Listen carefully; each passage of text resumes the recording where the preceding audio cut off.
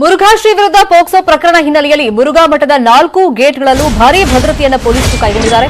ಮುರುಘಾಶ್ರೀ ಮೇಲೆ ಹದ್ದಿನ ಕಣ್ಣನ್ನ ಇಟ್ಟಿದ್ದಾರೆ ಪೊಲೀಸರು. ಸಂಜೆ ಕೋರ್ಟ್ನಲ್ಲಿ ಸಂತ್ರಸ್ತ ಬಾಲಕಿಯರಿಂದ ಹೇಳಿಕೆ ದಾಖಲಾಗಿದೆ. ನಿನ್ನೆ ಜಡ್ಜ್ ಎದುರು ಹೇಳಿಕೆಯನ್ನ ಸಂತ್ರಸ್ತ ಬಾಲಕಿಯರು ಕೊಟ್ಟಿದ್ದಾಗಿದೆ.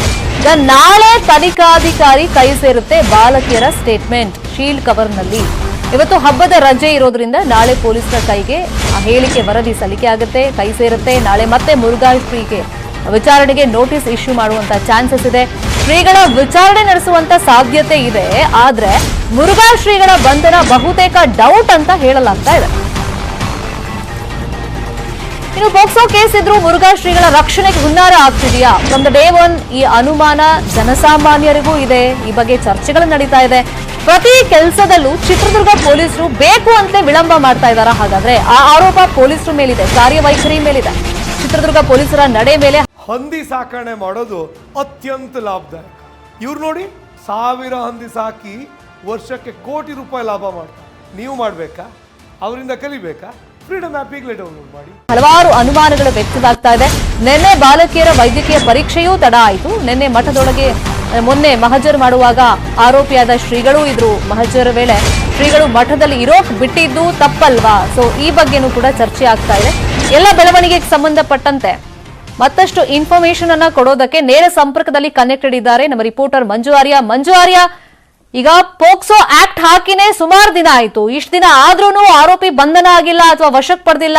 ಜನಸಾಮಾನ್ಯರೇ ಈ ಬಗ್ಗೆ ಚರ್ಚೆ ಮಾಡ್ತಾ ಇದ್ದಾರೆ. ಪ್ರಭಾವಿ ಅನ್ನೋ ಕಾರಣಕ್ಕೆ ಹಿಂಗ್ ಮಾಡ್ತಾ ಇದಾರ ಅಂತ. ಅಂದ್ರೆ ಪೊಲೀಸರು ಪ್ರತಿ ಹೆಜ್ಜೆಯಲ್ಲೂ ಟೈಮ್ ಮಾಡ್ಕೊಡ್ತಾ ಇದ್ದಾರಾ? ಡಿಲೇ ಮಾಡ್ತಿರೋದಕ್ಕೆ ಕಾರಣ ಏನೇನು?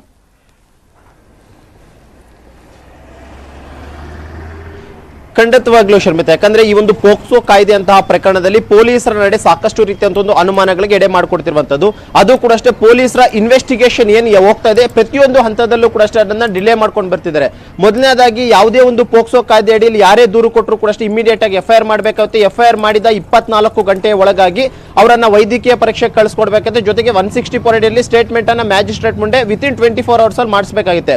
ಆದ್ರೆ ಇಲ್ಲಿ ಯಾವುದೂ ಕೂಡ ಅಷ್ಟೇ ಆಗಿಲ್ಲ. ಪ್ರತಿಯೊಂದು ಕೂಡ ಅಷ್ಟೇ 1 ದಿನ 2 ದಿನ ಆದಂತಹ ಬಳಿಕ ಮಾಡ್ತಿರುವಂತದ್ದು. ಯಾಕಂದ್ರೆ ವೈದ್ಯಕೀಯ ಪರೀಕ್ಷೆ ಅನ್ನುವಂಥದ್ದು ಕೂಡ ಅಷ್ಟೇ ದೂರು ದಾಖಲಾಗಿ FIR ಆದಂತಹ 3 ದಿನಕ್ಕೆ ಮಾಡಿಸ್ತಾರೆ. ತದನಂತರ ಮಹಜರನ್ನು ಕೂಡ ಅಷ್ಟೇ ಡಿಲೇ ಮಾಡ್ತಾರೆ. ಇದಾದಂತಹ ಬಳಿಕ 164 ಸ್ಟೇಟ್ಮೆಂಟ್ ಅನ್ನ ನಿನ್ನೆ ಸಂಜೆ ಮಾಡಿಸಿರುವಂತದ್ದು. ಅಂದ್ರೆ ಇದೆಲ್ಲವನ್ನೂ ಕೂಡ ನೋಡ್ತಾ ಇದ್ರೆ ಎಲ್ಲೋ ಒಂದ್ ರೀತಿ ಆರೋಪಿಯ ಪರವಾಗಿಯೇ ಪೊಲೀಸರ ಕೆಲಸವನ್ನ ಮಾಡ್ತಿದ್ದಾರೆ ಅನ್ನುವಂಥದ್ದು ಸಾಕಷ್ಟು ಅನುಮಾನಗಳಿಗೆ ಎಡೆ ಮಾಡಿಕೊಟ್ಟಿರುವಂತದ್ದು.